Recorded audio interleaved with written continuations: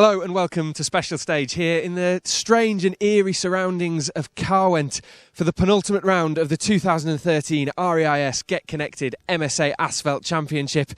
It's an area that offers tough, technical and tricky challenges to the crews and a complete break from the usual flowing tarmac we see throughout the year. One man who knows all about the challenges of Carwent is two-time winner Damien Cole. Damien, you're out with us this weekend, not in the car, but as I was saying, the change from Wexford to here is quite significant, isn't it? Yeah, it's a completely different rally. You need a different setup on the car altogether. There's no bumps and jumps in Carwent. It's all lots and lots of 90s, curbs everywhere, very, very technical, and there's lots of things that can catch you out. You mentioned those things that can catch you out. It's very easy around here to have quite a big accident from something that looks quite insignificant. Yeah, there's lots of places where there's little brick walls hidden in bushes. There's sharp curbs. There's curbs hidden in the grass. A lot of people do tend to take big cuts, but they can catch you out as well. You see punctures, broken wheels, people spinning into curbs. It's a very tricky place. Now, you, as I said, a back-to-back winner here. In fact, you had your first ever rally win, I think, here. But you're not here in the car, and that's because of the championship structure. You've chosen to do other rounds. Just explain for people why that is. Yeah, this year there's 9 rounds and you count your best 5 scores from the first 8 that you start, so you have to miss one. We've done the first 7, so we needed to miss one of the last 2, and on the last round on Otterburn there's bonus points available, so you really have to do the last round. So this one had to be missed really, which is a shame because it would have been nice to try and win it 3 years in a row, but we have to drop a round. But you're still in a very good championship position, although there are a couple of guys out here today who can close the gap and mean that we're going to have a stunning finale up on Otterburn. Yes, whatever happens today, it'll go down to the last round on Otterburn with me still leading the championship. But I think then there could be, depending on how Paul Bird and John Indry get on today, there could be 4 of us in with a chance of the title on the Cheviot next month. So Damien's going to be with us throughout the show, giving us a bit of technical analysis. But for now, let's head out to the action on the stages. So it would be 6 stages that face the crews, and as expected, number 1 on the road, Peter Lloyd and Kat Curzon, would come out on top at the end of the opening stage. The multiple time winner of this event would be hard to bet against for another win this weekend.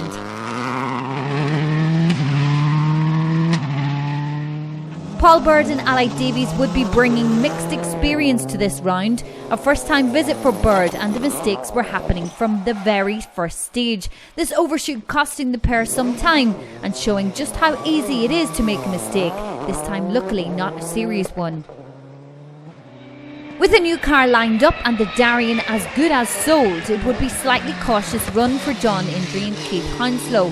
That said, the pair lie 3rd in the standings and in the lead of the rear-wheel drive battle, so maybe the strategy wasn't such a bad one.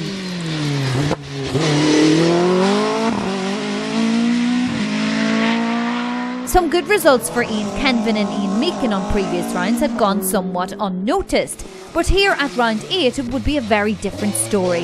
4th place overall was a fantastic start for the Mark 1 Escort pair, putting them right up in the fight overall. Roger and Stephen Hicks hadn't been blessed with the best season so far. Retirements in the new car were sadly not uncommon, and here at round 8 it would be a great start as they end the opening stage in 5th place. Sadly for the pair, it would be business as usual when the car retires after this stage and puts an end to the fantastic start. A returning visit for Pete Rayner and Richard Bonner, who had been contesting selected rounds this season, and things were going well. 6th place on the opening stage was a good start. For John Stone and Carl Williamson, it would be 7th, a result not helped by this stall midway through the stage. This corner caught its fair share of crews out, but unable to get down the gears into reverse means it's a little more time lost for Stone, even getting a little push from a few familiar faces to help him on his way.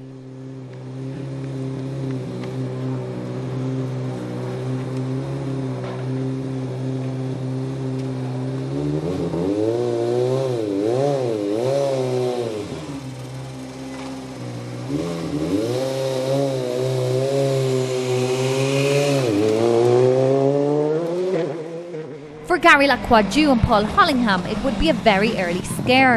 A spin less than a mile into the first stage would take a chunk out of the wheel, but luckily the tyre remained up.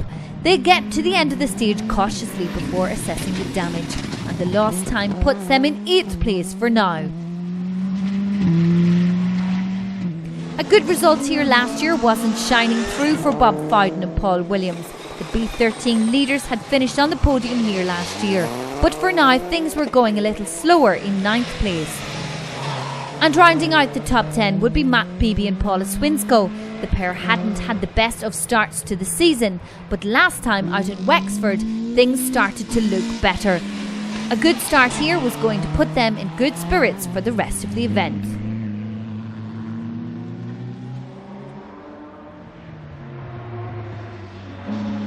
A quick look at some of the classes outside the top 10, and second in the B11 class just behind Matt Beebe would be Graham Watkins and Ian Taylor in the escort. And third in the B11 class would be Tim Daltrey and David Millard.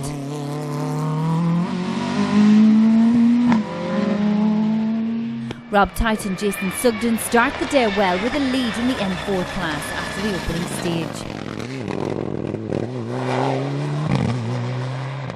Wyn Watkins and Sharon Roberts take up second in that N4 class in the Subaru, a good opening stage for the pair. And for Julian Barnett and Matthew Evans, it would be third in the class in their newer Impreza. Chris Deacon and Daniel McGinnity take up an early second place in the B13 class, behind class leader Bob Fowden, while Adrian Spencer and Mark Hewitt follow closely behind in their Impreza. Alex Laffey and Jack Morton represent the only runners in the S7 class, so they lead the way despite this overshoot in the opening stage. In Class B9 it would be the Darien of David Morgan and Richard Souter that leads the way after stage 1.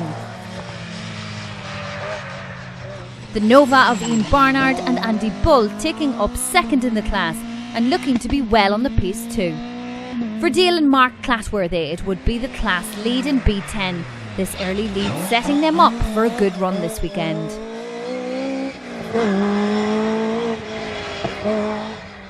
And for Craig Josie and Nigel Hewitt, it would be second in the B10 class.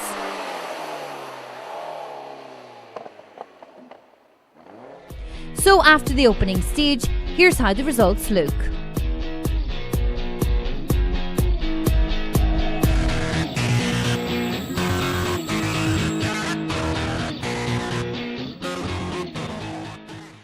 On to stage 2 now, and no change at the top. Peter Lloyd and Kath Curzon still lead the way and hold off any advance by the chasing crews.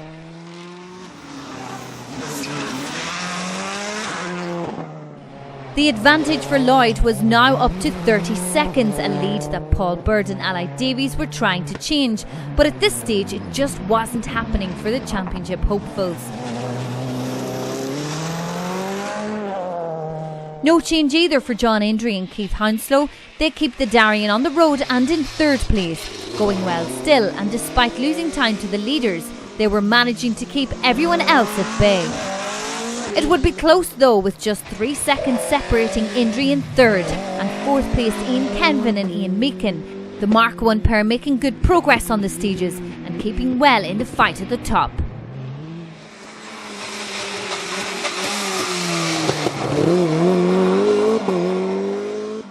Things were also going a lot better for John Stone and Carl Williamson too. They move up to 5th place, showing that had it not been for the stage 1 stall, the pace was good in the Skoda.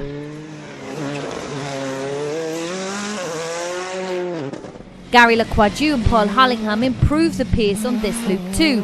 No drama, a good clean run, and they move up into 6th place, a much more expected pace from the Toyota crew. For Pete Rayner and Richard Bonner, there would be a slight drop in the order to 7th, still going strong and some good pace on the stages in the escort. Bob Fowden and Paul Williams move up a place now into 8th. It still wouldn't be the pace of last season, but at least things were going the right way for the pair still. There would also be a move up the order for Matt Beebe and Paula Swinscoe too. The pair move up into 9th place and looking good in the class positions too.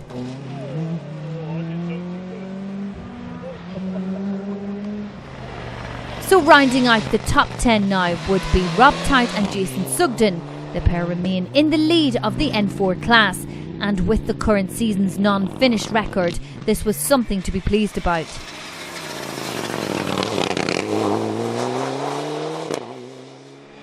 Unfortunately, in this stage we lose Dale and Mark Clatworthy in the Toyota. An unfortunate end to a good class start. So 2 stages down, and a quick reminder of the results.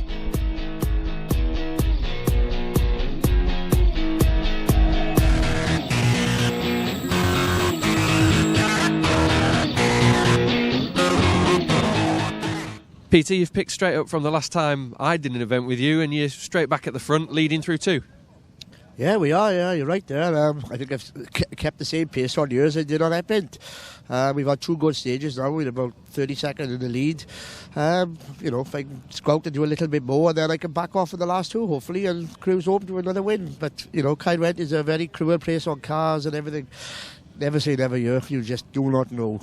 Paul, we saw you have a little spin near our cameras the first time round, and then we were on the splits in the second stage, and we actually had you up on Peter, so what's happened there? Probably the same again. Yeah, it seemed to be driving all right for being here first time, but I just made a mistake on the first one, obviously where you guys were.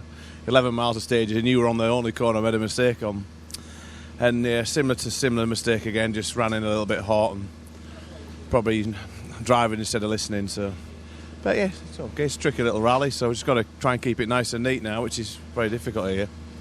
The problem is that when you've got Peter in front of you who's done this rally so many times, who knows the place like the back of his hand, he doesn't need anyone else to make mistakes. Everyone else needs to hope he makes a mistake sometimes. Yeah, you're probably right there. But you know, he's got a vast amount of experience, Peter, but we don't like to be beaten, so we ain't giving up yet. There's a long way to go, 4 stages to go now, and there's a bit of rallying left yet, so we'll see if we can put a little bit of pressure on, or try and put a bit to make him make a mistake, but it's not looking like that's going to happen, but we've got to try. Are you going to go for all or nothing? Possibly. I think, you know, a second still keeps the championship alive, takes it down to the last round, so, you know, this championship's all about beating one man, so we ain't here to finish second, but we'll see if we can take it to the wire. You know, the sun is shining, we should be doing great, and we're not. I think we're 3rd in the championship standings there, which is okay, but there's some local boys beating me in much less power cars than this. There is an argument on the gravel that, you know, this doesn't help you, but that isn't the reason they're beating me. I'm driving with one eye on the future. I've sort of done a deal to swap this car with a new super duper 4-wheel drive car, and this is a hard place to come and drive fast thinking about that. That's my number 1 excuse for today.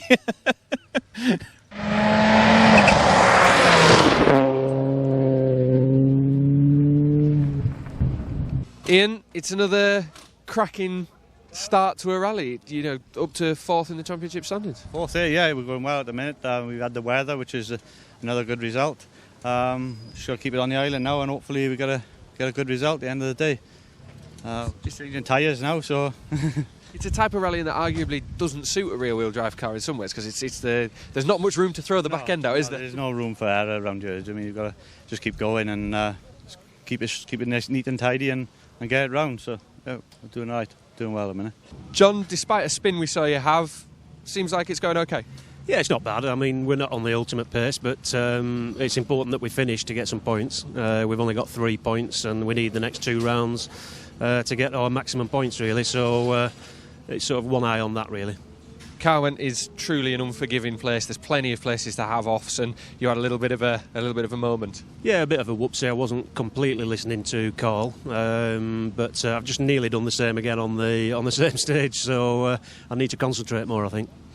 Gary, first stage dramas aside, it's going well. Yes, yeah. Obviously, other than the problem on the first stage, second one felt really clean. We caught and passed James Harvey, who was good as gold, and let us straight past, so that was good. Just a shame got that wrong on the first stage, but there's a long way to go still. You're a lucky man, because having a look at that wheel, it's split in half and there's a big chunk missing on the top side of it there. Yeah, we were very lucky that the tyre stayed up, because that happened about a quarter of a mile from the start, so very, very lucky that we got through the stage without the tyre puncturing, that's for sure. And the pace is definitely there, though, because I think you've taken something like 40 seconds out of yourself on the second run through the same stage. Yeah, well, we weren't sure what damage we had done. You see, we spun and were facing the wrong way, reversed and changed and sort of sorted ourselves out. And so we were very cautious initially before getting going again, feeling that it was okay. So that's what happened.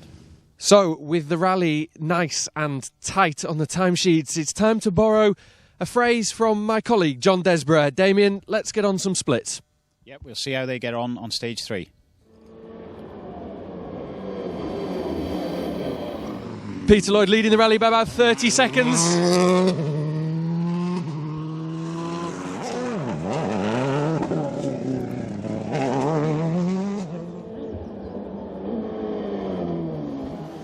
Here comes Paul Bird, he's pushing hard. We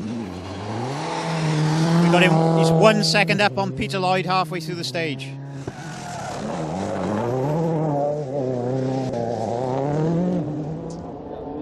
Here comes John Indry. He mentioned earlier his mind's a little bit elsewhere and on the clock, Damien. He's 11 seconds down on Peter, 12 seconds down on Paul Bird.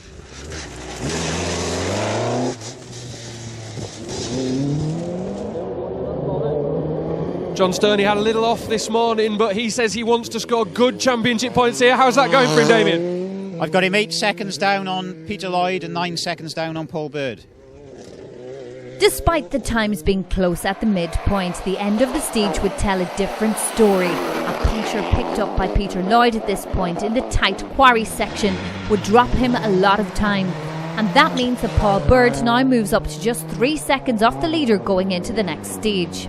So it was still close at the top. In fact, the top 3 remain unchanged, with John Indry rounding out the top 3. But for John Stone and Carl Williamson, it would mean a move up into 4th place now. They overhaul the Mark 1 Escort of Ian Kenvin and Ian Meakin. The gap now 10 seconds, and only halfway through the event there was no time to relax. No change for Gary Lacroix and Paul Hollingham as they lie in 6th place. The pair just 13 seconds behind Kenvin and would be on a push for the afternoon stages. Peter Rayner and Richard Bonner remain steady in 7th place, the pair going well still and setting some good times in the process. No change for Bob Fowden and Paul Williams.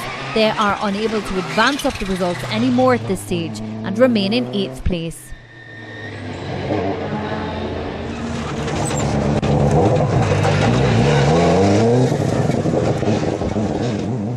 A move up a place slightly into 9th place for Rob Tite and Jason Sugden, holding on to the N4 class lead still. And Matt Beebe and Paula Swinsko drop back down a place to round out the top 10 after stage 3, still leading the B11 class. Square left, 2 right, 3 right and 3 right. 200, 3 right long.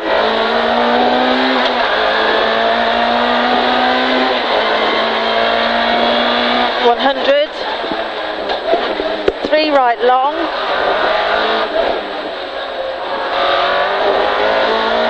Sorry, it's 3 right and 3 right by the look of it.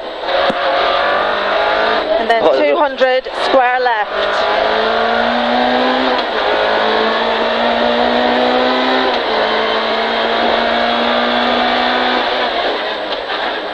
100 square right.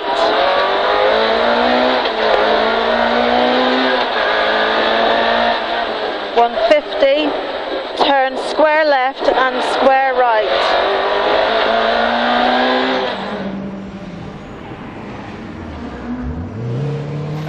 Back to the classes and change in 2nd of the B11 class as Tim Daltrey and David Millard take up that position. So that means that for Graham Watkins and Ian Taylor it would be 3rd place in the class now. Things not quite going as planned for the pair. In B13 it would be 2nd place for Chris Dakin and Daniel McGinnity at this stage. Not quite on the pace of Fowden, but the pair accepted that and their battle was behind them.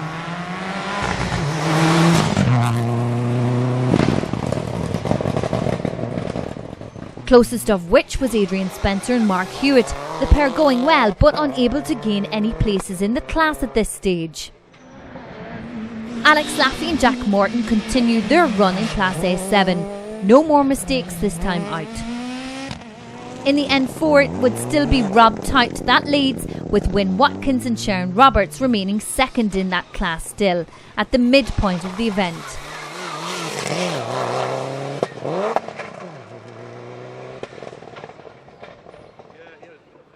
And third in the class would be Julian Barnett and Matthew Evans in the Impreza.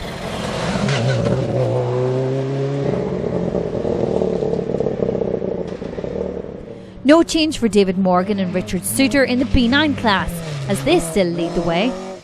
Ian Barnard and Andrew Bull still going well, but not quite well enough, in second place of the B9 class.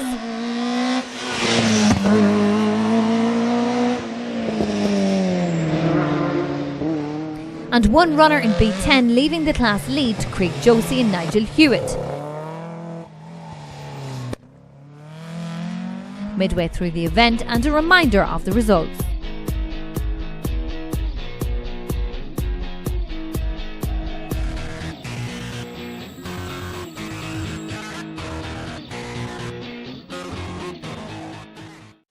Stage 4 and change at the top. Paul Bird and Ally Davies record their second fastest time as in many stages and managed to jump into the number 1 spot with an 8-second lead now. There would be some confusion after the stage times were scrubbed due to an incident later in the running, but those times were reinstated and the lead stands. So for Peter Lloyd and Kath Curzon it would be second place. A spin in this stage wasn't helping their climb back up the times after their previous stage puncture, but they still had 2 more stages remaining. It was still all to play for. For the rest of the field, any movement seemed to be slowing down, with John Indry and Keith Hounslow still holding on to that third place, even with John Stone close behind. The gap now between John Stone and John Indry was just 2 seconds. The two drivers enjoying one of many battles they had been part of this season, and this was one close one.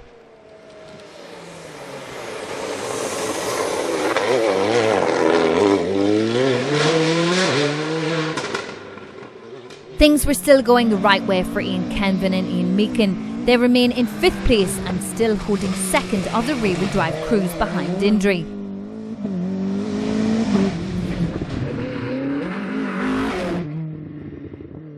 Gary Lacroix and Paul Hollingham have no further drama on the first of the afternoon stages. They continue to set top 10 times and end this stage in 6th place.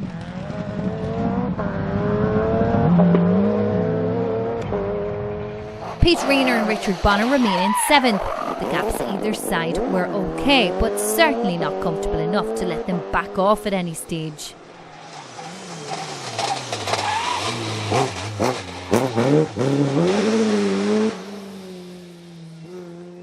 Rob Tout and Jason Sugden still lead the way in the N4 class as they end stage 4 in 8th place overall and jump up 1 place in this stage for the pair.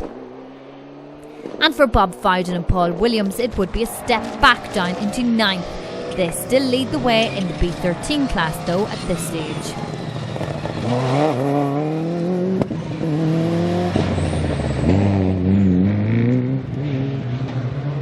Matt Beebe and Paula Swinsko remain in 10th place.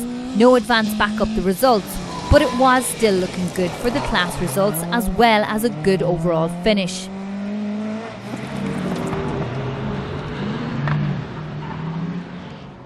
Unfortunately, this stage sees us lose Andy Fraser and Terry Martin. The Darien pair retire in service before the following stage. 2 stages remaining and the results are shaping up like this.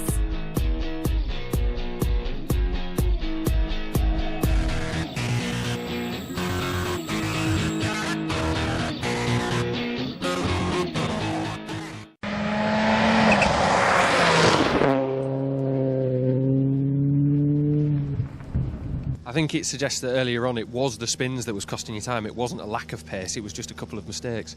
Just probably tiring a bit too hard, really want to win the championship, We're going to take it down to the wire and see if we can take it back up to Otterburn. But I'm really up for the job, so we're here to win. We're not here to finish second, that's for sure. 3 seconds, 20-ish miles. It's got to be done, hasn't it?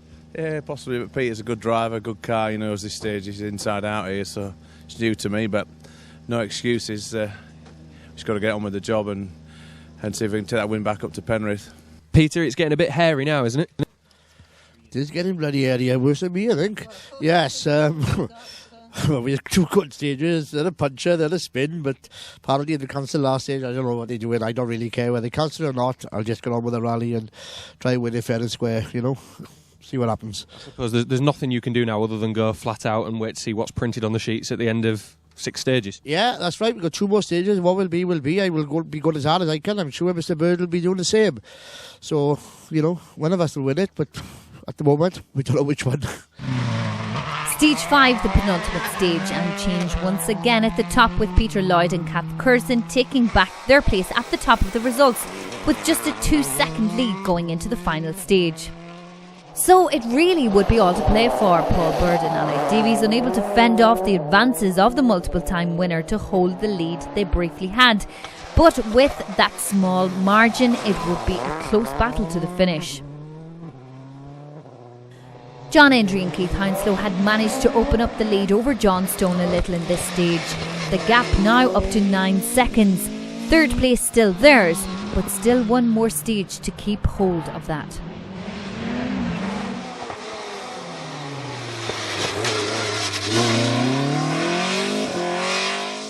So for John Stone and Carl Williams, 9 seconds or more would need to be found in the final stage to take that podium place. A tall order maybe, but they would certainly be trying hard. Changing 5th now as Gary Lacroix-Dew and Paul Hollingham managed to gain a place in this stage and move up into that position. The gap now 21 seconds, so it was looking like a safe bet for that place at the finish.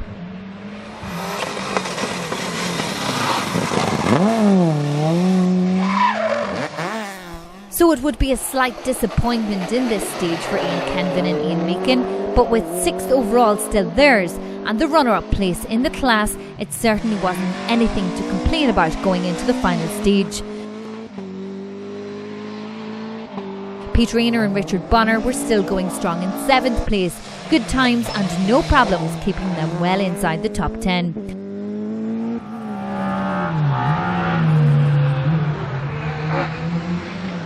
And for Bob Fowden and Paul Williams, it would be a small change once again, as they take back that 8th place now.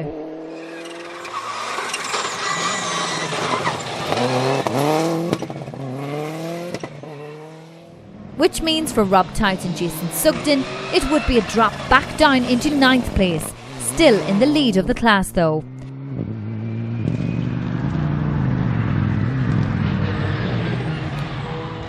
And Matt Beebe and Paula Swinsko continue to round out the top 10 at this stage.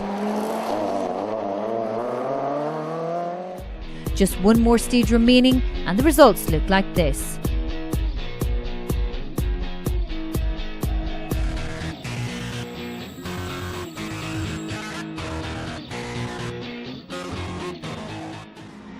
So the final stage and on to the classes 1st and 3rd in the B11 class would go to Graham Watkins and Ian Taylor.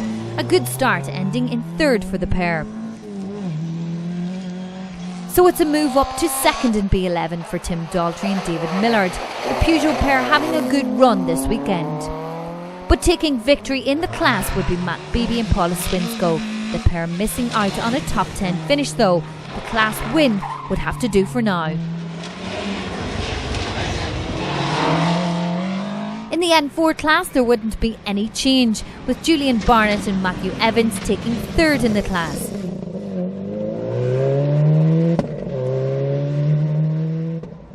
Wyn Watkins and Sharon Roberts have a good run and finish 2nd in the N4 class. In B9 it would be 2nd place still for Ian Barnard and Andy Bull at the end of the event. A good finish in the Nova.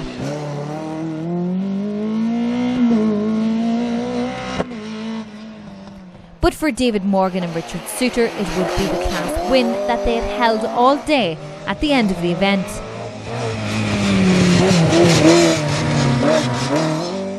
Craig Josie and Nigel Hewitt finish as the only crew in B10, so it's maximum points for the pair.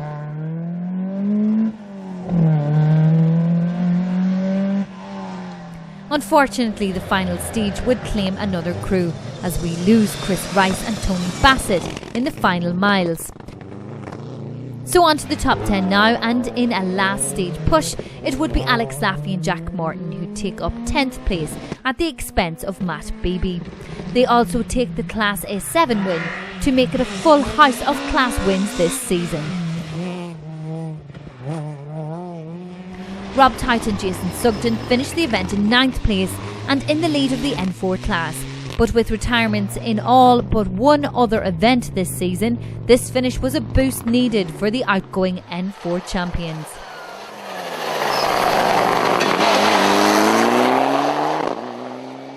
Not the podium place finish for Bob Fowden and Paul Williams this year. The pair finished the event in 8th place and take the Class B13 win in the process.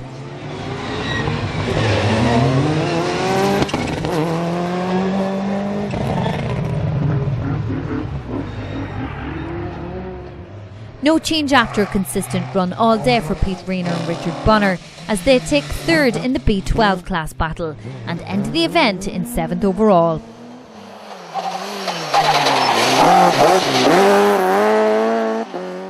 Second of the B12 class runners and taking a well-earned result of 6th overall were Ian Kenvin and Ian Meakin, the escort pair showing that they had the speed to be pushing the top of the results.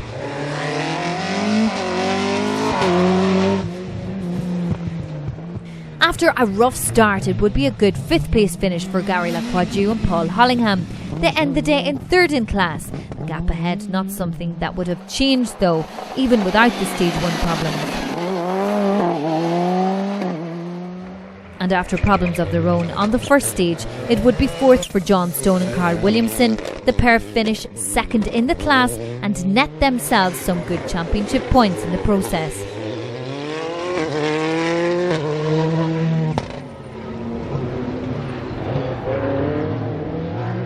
The steady and careful run for John Indri and Keith Hounslow seemed to have worked well. The pair have no dramas and managed to bring the car home in 3rd place. Indri goes to the next round with a chance to win the championship, but it was out of his hands and dependent now on what the rest do. So what about the battle for the overall win? Well, Peter Lloyd goes into his final stage with a 2-second lead. All he has to do is keep that, and victory is his. But it wouldn't be that easy. Paul Bird needed this win after the non-finish on the previous round, so the push was on. Midway through the stage and the time showed Bird up on Lloyd, really pushing out all the stops. But so was Lloyd, not about to let things go too easily. The Subaru driver was on full form. It was almost neck and neck into the second half of the stage. But pushing a little too hard, this mistake from Bird would see the wheel damaged and the chance of victory slipping away from him. So at the end of the event, it would have to be 2nd place for Bird, not the win he wanted for the championship race, but this result still kept the fight alive to the final round. But adding another win to the tally would be Peter Lloyd and Kath Curzon. The pair take victory after a close battle, a battle ended by the very curbs that this venue is known for. So at the end of the penultimate round of the championship, this is how the results look.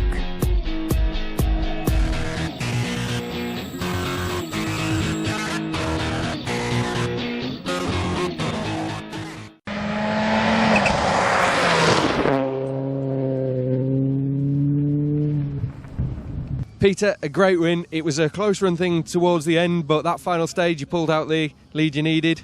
Yeah, the last two I seemed to pull out 10 on each stage, and going into the last one there was only 2 seconds between us, so you know it was make or break and just pushed very, very hard and just hope I didn't have any punches, and I didn't, and I got here and I won the rally, and there's 2 in a row now, championship round, so I'm very, very pleased. What a car, what a team, the Melvin Evans, fair play to them. This car is absolutely spot on today, nothing at all, no issues at all with it. You love this place, don't you? I was looking back through the history books, if you like, and there's just countless Peter Lloyd wins here. Yeah, probably 25 to 30, I would imagine, here. I came here when I first started, 92, 93, and I've probably been here 50 times since over the years, you know, but it's still a tricky place. You don't know where you are. It's very demanding, many curbs. Just got to drive it, and we did the job today, and we had a puncher, but, you know, we battled on, and here we are, winning again.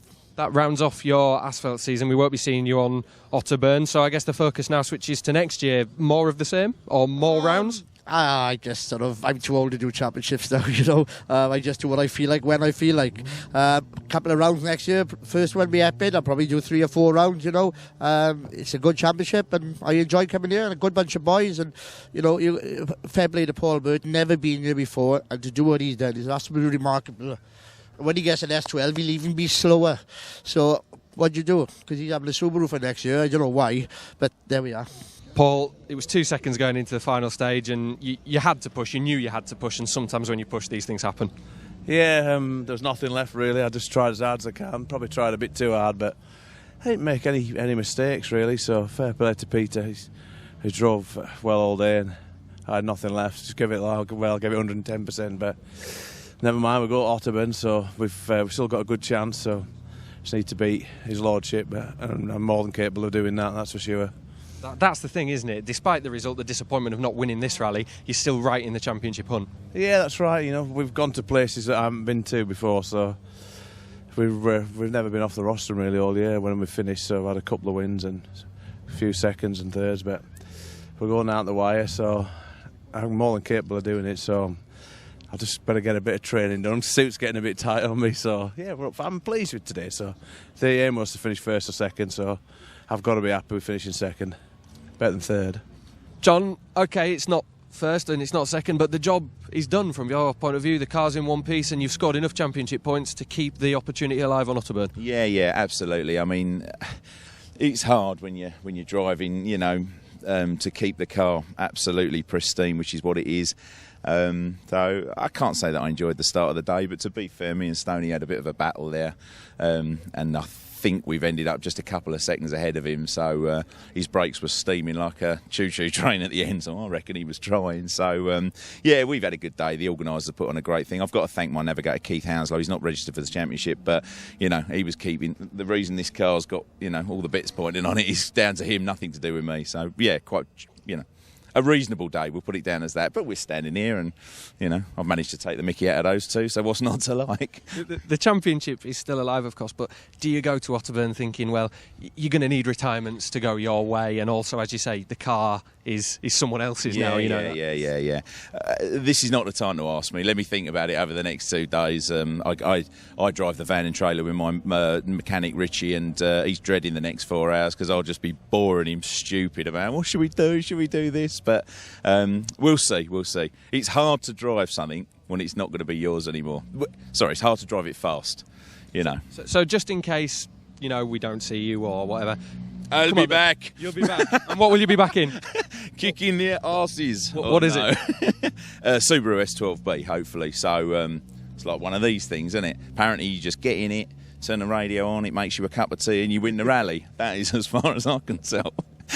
I know they won't thank me for saying that. Probably I'm going to go 10th now, aren't I? But there you go. Whatever. I've got to try before I end up in my nursing home, basically, which is about 2 years' time, I reckon. But yeah, we're going to give it a go. We'll see. Melvin Evans is going to help us, and Neil Hines, who runs Graham Coffey's car, and people like that. So you know, we're going to give it a go. You got to try, haven't you?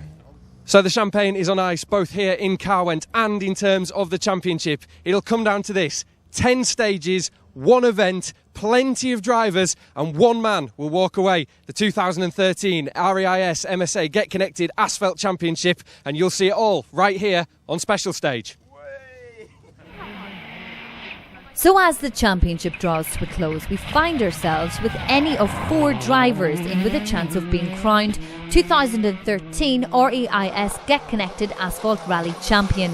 There may be some in with more of a chance than others, but that just means that the final round of the championship will be nothing less than exciting and nail-biting. So who are the contenders, and what do they have to do to take victory?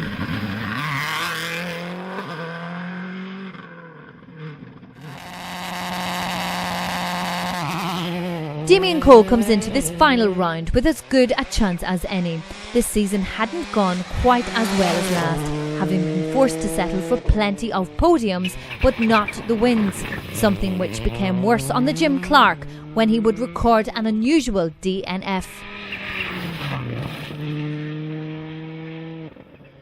But from there on in, things started to improve. Good results on both trips to Ireland and a win on the last visit to Otterburn all helped boost the points and keep him in the running.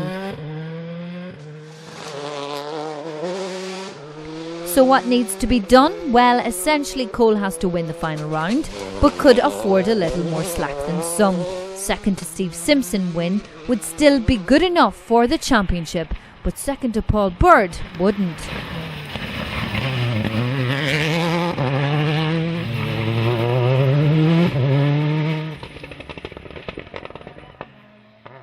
And what about Paul Bird? Well, we hadn't seen the Cumbrian driver on many of the rounds this season, but when we did, he made the results count. A slow start on round 1, which was still good enough for a podium, was soon backed up with a win on the Manx. Fast forward to the ALMC and it would be a win number 2. A retirement in Wexford and a few missed rounds didn't help the scores, but the important thing was the championship was still within sights. The second place gained here at the Patriot stages means he goes into the final round with a chance.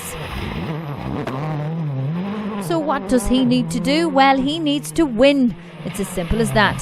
Fastest over the stages and take the victory. If he does, he takes the title from Cole and puts a new name on there for 2013. Of course, neither Bird or Cole will have things easy. As well as fighting amongst themselves, they will also have to look out for a few more crews. Steve Simpson is another who could take victory in the championship, but it all could be a little harder for the Manchester driver. A win on round 1 was enough to kickstart the campaign, and with a more reliable season under his belt, Simpson would be able to build up the points and work his way to the top. And that was until Tyneside, the wheel coming off the Impreza and sidelining the championship battle for this event at least. Problems again on the Mula, this time able to drag the car to the finish, but back on form in Wexford with a good result to add to the points. So what does Simpson have to do? It would be a little more complicated for him. Take Bird out of the picture so we don't complicate things, and Simpson needs to win on the final round, with Dean and Cole finishing third or less. Maybe that wouldn't be a problem. There were a lot of people who could get in the mix and upset the balance.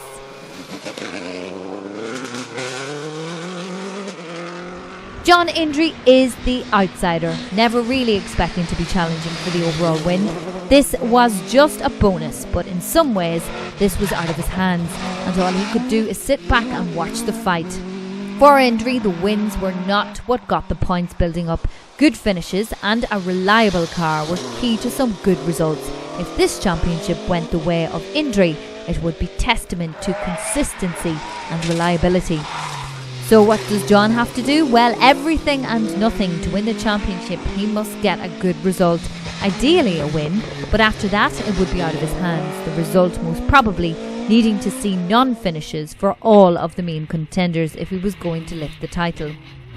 The event win wasn't out of the question. He did it here last year on this event, albeit with some of the crews missing, but the difference this year will be his debut in a World Rally car. Would that go well, or will it take too long to settle in?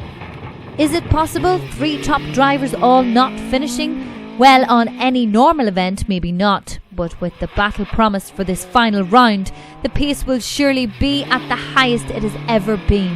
And when that happens, so do mistakes. Of course, it's not just the 4 contenders that we need to watch. A number of other quick championship crews will be out on the final round, and they could all get themselves in the mix and upset the points. And if that should happen, even the best mathematician would struggle to work out who needed to do what to win the title. One thing is for sure, whoever walks away with the title on Otterburn will have worked hard to take it.